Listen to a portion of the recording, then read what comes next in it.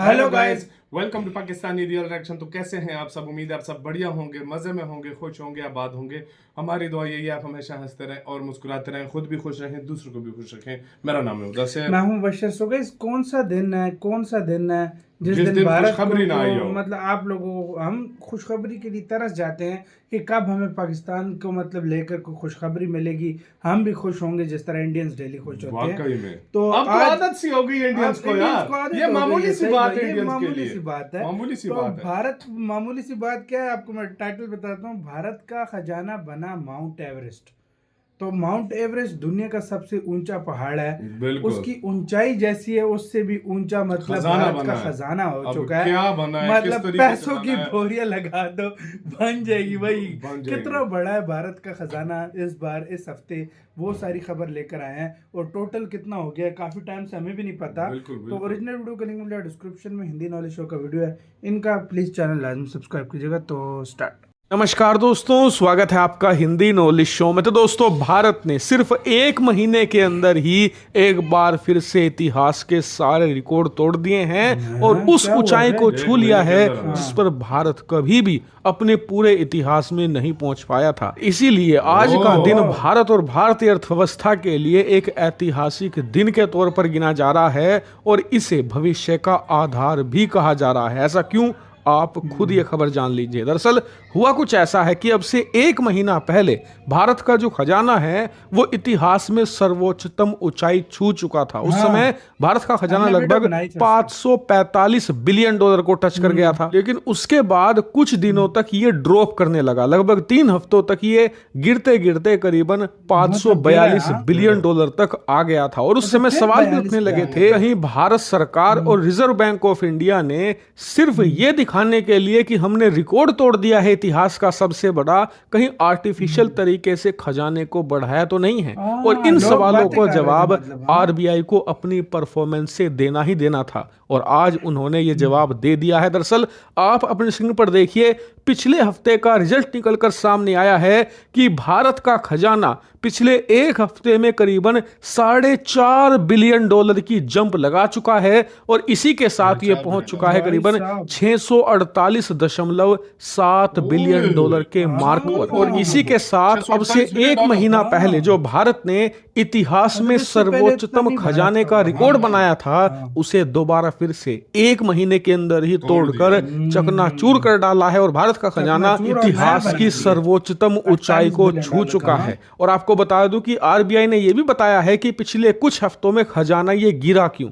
दरअसल बताया जा रहा है पिछले एक महीनों के दौरान अंतरराष्ट्रीय मंच पर बहुत सारी घटनाएं घटी, जैसे कि इजराइल के खिलाफ जबरदस्त डिप्लोमेटिक घेराबंदी की गई, इजराइल का साथ देने से अमेरिका ने मना कर दिया। इसके अलावा रूस यूक्रेन युद्ध में यूक्रेन की करारी हार भी हुई है कम से कम 3-4 शहरों में। इसके अलावा ईरान के जो राष्ट्रपति हैं रईसी, वो मारे गए। इस वजह से हुआ ये कि जो कच्चे तेल के दाम थे वो तेजी से बढ़ने लगे। और आप जानती हैं कि भारत अपना ज्यादातर इस्तेमाल का कच्चा तेल खरीदता है और इस वजह से हमारे जो कच्चे तेल के दाम हैं ज्यादा चुकाने पड़े। पहले अगर हम 1 लीटर के लिए मान लीजिए $1.5 या $2 देते थे, वहीं हमें 2.5-3 देने पड़ रहे थे। इस वजह से हमें जब पेमेंट करते हैं कच्चे तेल को मंगाने में, उसमें ज्यादा डॉलर खर्च हो रहे थे। इसी वजह से खजाना डाउन जा रहा था। लेकिन अब आरबीआई ने इसे संभाला है और तेजी से ना सिर्फ भारतीय रुपए को स्टेबलाइज किया है डॉलर के मुकाबले, बल्कि अपने खजाने में भी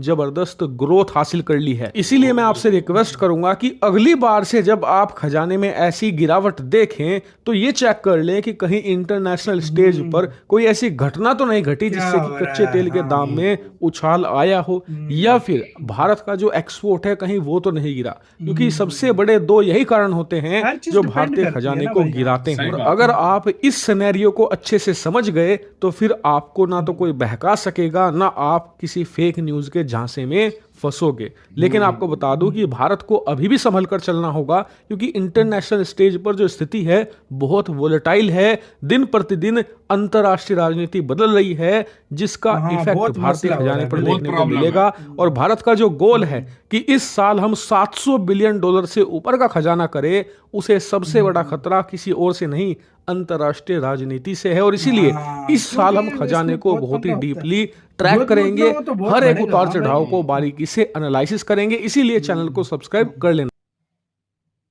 इसी के साथ हो यार वीडियो खत्म यार। हैट्स ऑफ मतलब भारत यार को ये मानना पड़ेगा, देखो हाँ। एक महीने में गिरा भी है 6-7 बिलियन। मतलब यार एक महीने में 3-1 बिलियन गिरा था तो फिर एकदम नहीं 448 पर देखो चढ़ा। हाँ? एक महीने में 3 बिलियन बहुत बड़ी बात होती 3 है हम बिलियन गिरा, पाकिस्तानियों 3 के हफ्ते लिए। मतलब लगातार हाँ, बढ़ा ही नहीं बढ़ा है। ही नहीं है। समझो का थोड़ा थोड़ा कम उल्टा थोड़ा- होता है। हाँ। लेकिन फिर ऐसी जाम मारी, मतलब 4 बिलियन कट ऑफ लोगों पर ने चला बीच गया। में बातें भी स्टार्ट कर दी थी कि कहीं मतलब भारत ने वो तो नहीं किया, आर्टिफिशियल तौर पर, आर्टिफिशियल हाँ। तौर पर तो नहीं बताया कि उसके बाद अपना रिकॉर्ड तोड़ के फिर से वो हो गया। हाँ। लेकिन भारत ने कहा नहीं, 448 पे सीधा चला। 448 और 648 भाई, 400 नहीं, 648 पर सीधा गया।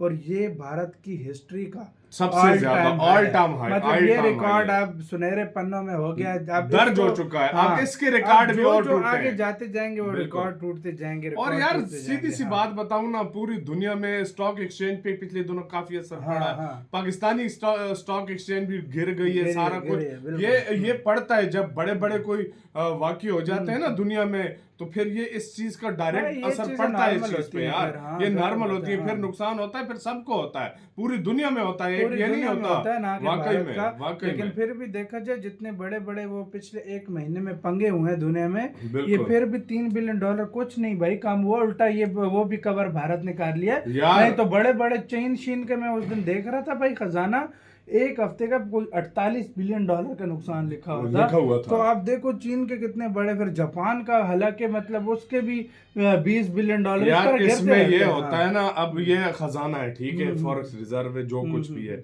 इसमें से ये नहीं है, जरूरी तो नहीं है ना कि इंडिया सारा, हाँ। इसमें कुछ डाउन तब भी होता है कि कुछ बाहर के जो कर्जे होते हैं वो भी इंडिया को चुकाने हाँ, होते हैं, बीच इसमें में ये कुछ भी वो भी शामिल देता होते है, हैं। बीच में हाँ, इसमें फिर वो इसी भी, से हाँ, इसी पैसे से पेट्रोल गोल्ड भी वगैरह, खरीदा जाता गोल्ड भी है खरीद और रहा चीजें है भी भारत, खरीदी हाँ। जाती है, तो और इसमें पिछले बड़ा भाई, फर्क होता और है। मुझे जो हाँ। लगता है भारत ने पिछले दिनों जो गोल्ड उठाया ना, हाँ। तो वो भी हुआ, लेकिन फिर भी यार फिर भी 48 पर जा पहुंचा है भाई। वाकई और में ये इस बड़ी साल बात के है। मुझे पूरा यकीन है इस साल के एंड तक $700 बिलियन को भारत का क्रॉस कर जाएगा यार 15 से 20 बिलियन डॉलर तो एक महीने का टैक्स एक कलेक्ट महीने हो रहा का, है। सही बात है, टैक्स कलेक्ट हो रहा है इतना तो टैक्स कलेक्ट हो रहा है भारत तो से खुद यार। सोच लो।